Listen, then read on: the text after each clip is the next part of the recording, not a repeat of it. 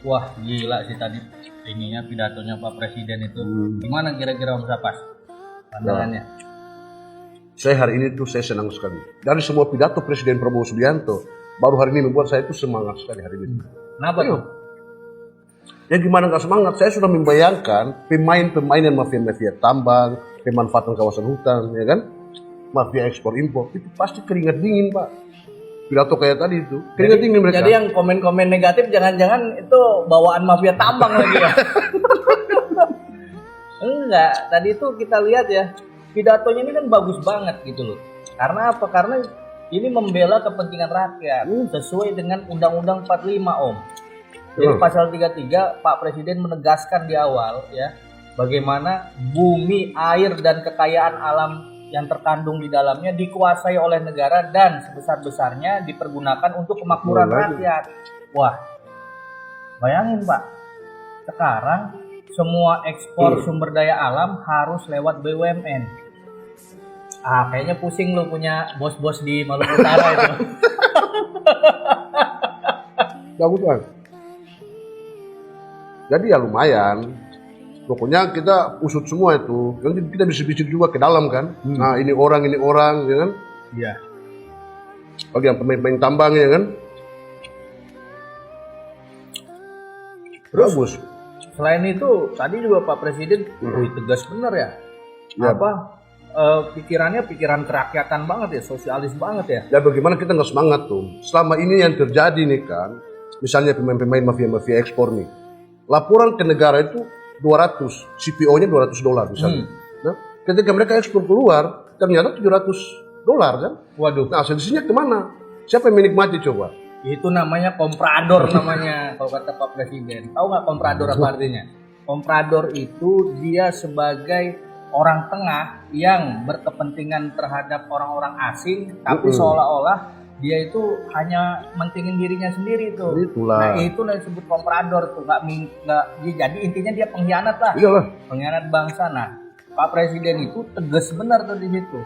Bahkan kita bisa lihat contoh-contoh negara-negara yang lain ya, yang akhirnya dia menjaga ketahanan ekonominya, ada swasembada pangannya, swasembada energinya, swasembada industrinya. Kita contoh Cina ya, terus juga Qatar, Rusia. Hidup kan ekonominya. Nah jadi kalau misalkan ngeliat, gue tadi ngeliat komen-komennya Pak, ya komen-komennya dolar lagi, IHSG lagi, ya harusnya kan kencengin dulu ketahanan ekonomi kita gimana menurut Om Sapas. Jadi di Pak Prabowo ini kan ngeberesin dulu kebocoran-kebocorannya. Ini kan kebocorannya udah banyak banget Pak, pengkhianat bangsanya banyak banget. Gitu. $200 CPO dan mereka lapor Pak. Ternyata yang masuk itu $700 itu kalau dibeli. Kalau dikaliin aja udah berapa Pak?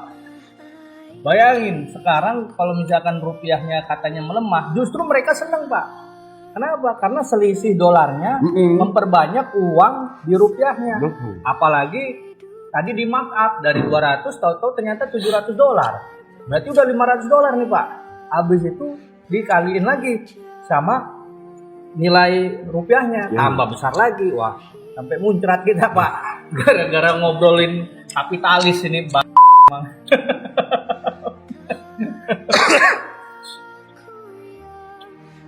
Tapi Ana senang sekali betul serius. Nah tapi begini tuh, dengan sikap Prabowo ini, misalnya kayak PP misalnya yang dikeluarkan Prabowo di pidato tadi. Nah saya prediksi nih, mafia-mafia yang pemain ini kan pasti merasa terganggu, ya kan? Nah, sudah tentu pasti ada yang memilih adaptasi dengan kebijakan baru kan? Nah, tapi pasti ada juga yang akan melakukan perlawanan. Nah, hati-hati jangan sampai ada kita di Cipayung juga, ya kan? Bentar lagi pasti senior ini udah telepon, Dinda, ya kan? Iya. Ya kalau bisa goreng dikit lagi nih, mainkan dulu di SDM, di apa segala macam. Karena ya begitu memang ada kanda-kanda kita juga yang main ke sana soalnya. Jadi yang ngerusuh-rusuhin belakangan ini nih. Ini nih mafia-mafia tambang nih. Ya kita nggak bisa justifikasi. Mafia SDA nih. Cuman ya barang ini nih kan, aduh kita ini kan juga bukan orang baru lah gitu kan di dunia itu. Wah.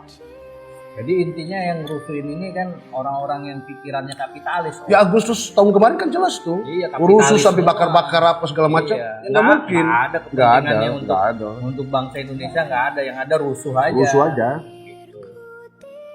Jadi kita dukung, serius harus kita dukung itu. Bila perlu Prabowo harus sampai ke, pokoknya tim melalui Satgas PKH itu, turun sampai di Maluku Utara sana. Sampai Iya. ke Papua. Habis ini kan bagus nih 1,5 tahun nih. 1,5 tahun 2 tahun ini dibabat habis penertiban kawasan hutan. Habis itu ekspornya sekarang ditahan, Pak. Tahan, Pak. Tahan. Habis itu ada penguatan swasembada energi, hilirisasi, kemudian pangan.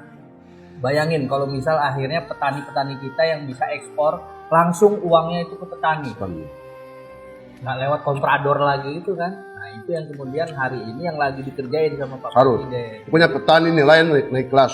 Naik kelas semuanya. Jadi terus juga yang kedua bensin, Bos. Bensin ini kan mau ada bioetanol, solar juga biodiesel. Ini kan semuanya dari sawit. Jadi penting juga, Pak, sekarang ini. Jadi memang sekarang ini penguatan energi berbasis sumber daya alam kita.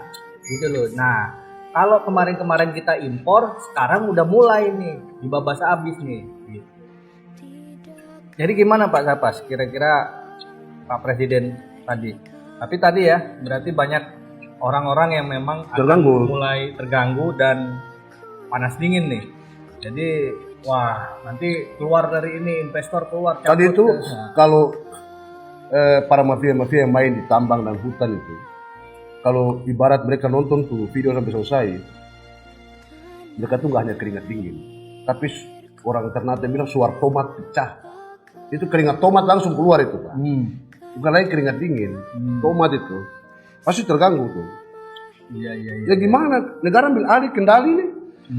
Sumber daya strategis, gimana mereka nggak stres coba? Kalau gua kan kita masih bisa makan pakai tangan, Pak. Ya bisa lah. Kalau mafia tambang nggak bisa dia makannya. Tapi ada loh tuh mafia tambang.